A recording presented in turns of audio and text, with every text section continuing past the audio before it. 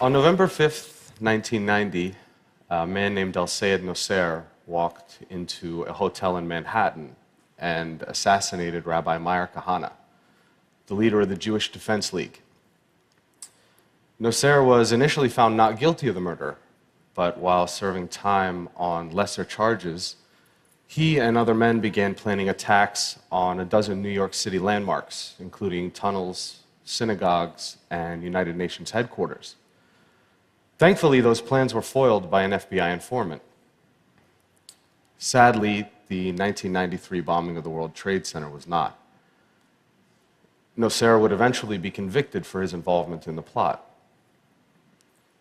Al-Sayed Nosser is my father.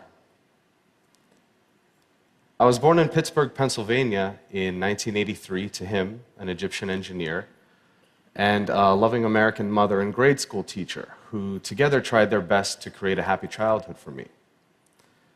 It wasn't until I was 7 years old that our family dynamics started to change. My father exposed me to a side of Islam that few people, including the majority of Muslims, get to see. It's been my experience that when people take the time to interact with one another, it doesn't take long to realize that for the most part, we all want the same things out of life. However, in every religion, in every population, you'll find a small percentage of people who hold so fervently to their beliefs that they feel they must use any means necessary to make others live as they do. A few months prior to his arrest, he sat me down and explained that for the past few weekends, he and some friends have been going to a shooting range on Long Island for target practice. He told me I'd be going with him the next morning. We arrived at Calverton shooting range, which, unbeknownst to our group, was being watched by the FBI. When it was my turn to shoot, my father helped me hold the rifle to my shoulder and explained how to aim at the target about 30 yards off. That day, the last bullet I shot hit the small orange light that sat on top of the target, and to everyone's surprise, especially mine, the entire target burst into flames. My uncle turned to the other men and in Arabic said, Ibn Abu, like father, like son. They all seemed to get a really big laugh out of that comment, but it wasn't until a few years later that I fully understood what they thought was so funny. They thought they saw in me the same destruction my father was capable of. Those men would eventually be convicted of placing a van filled with 1,500 pounds of explosives into the sub-level parking lot of the World Trade Center's North Tower, causing an explosion that killed 6 people and injured over 1,000 others. These were the men I looked up to. These were the men I called Ammu, which means uncle. By the time I turned 19, I had already moved 20 times in my life. And that instability during my childhood didn't really provide an opportunity to make many friends. Each time I'd begin to feel comfortable around someone, it was time to pack up and move to the next town. Being the perpetual new face in class, I was frequently the target of bullies.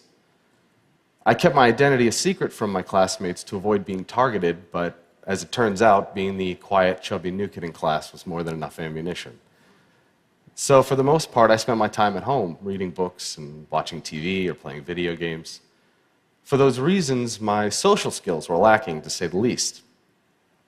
And growing up in a bigoted household, I wasn't prepared for the real world. I'd been raised to judge people based on arbitrary measurements like a person's race or religion. So what opened my eyes? One of my first experiences that challenged this way of thinking was during the 2000 presidential elections. Through a college prep program, I was able to take part in the National Youth Convention in Philadelphia. My particular group's focus was on youth violence, and having been the victim of bullying for most of my life, this was a subject in which I felt particularly passionate. The members of our group came from many different walks of life. One day, toward the end of the convention, I found out that one of the kids I had befriended was Jewish. Now, it had taken several days for this detail to come to light, and I realized that there was no natural animosity between the two of us. I had never had a Jewish friend before, and frankly, I felt a sense of pride in having been able to overcome a barrier that for most of my life I had been led to believe was insurmountable. Another major turning point came when I found a summer job at Busch Gardens, an amusement park. There I was exposed to people from all sorts of faiths and cultures, and that experience proved to be fundamental to the development of my character. Most of my life I'd been taught that homosexuality was a sin, and by extension that all gay people were a negative influence.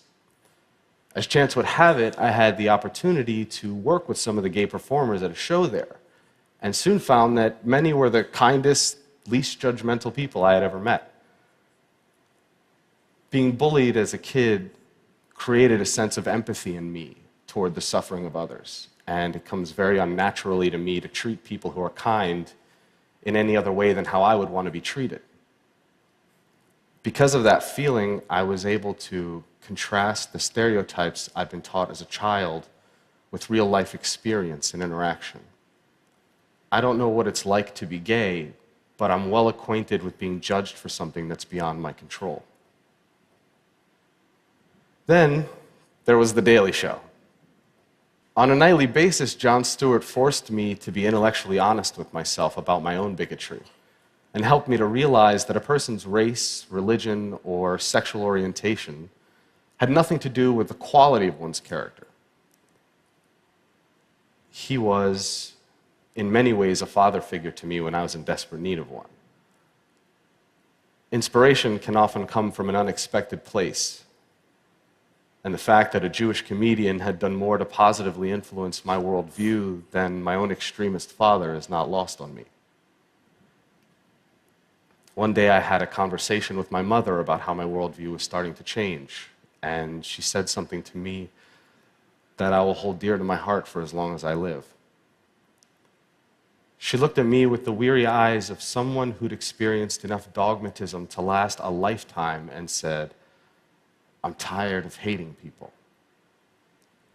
In that instant, I realized how much negative energy it takes to hold that hatred inside of you. Zach Ibrahim is not my real name. I changed it when my family decided to end our connection with my father and start a new life. So why would I out myself and potentially put myself in danger? Well, that's simple. I do it in the hopes that perhaps someone someday who is compelled to use violence may hear my story and realize that there is a better way. That although I had been subjected to this violent, intolerant ideology, that I did not become fanaticized.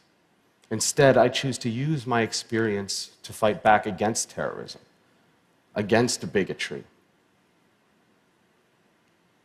I do it for the victims of terrorism and their loved ones, for the terrible pain and loss that terrorism has forced upon their lives. For the victims of terrorism, I will speak out against these senseless acts and condemn my father's actions. And with that simple fact, I stand here as proof that violence isn't inherent in one's religion or race, and the son does not have to follow the ways of his father. I am not my father. Thank you. Thank you very much.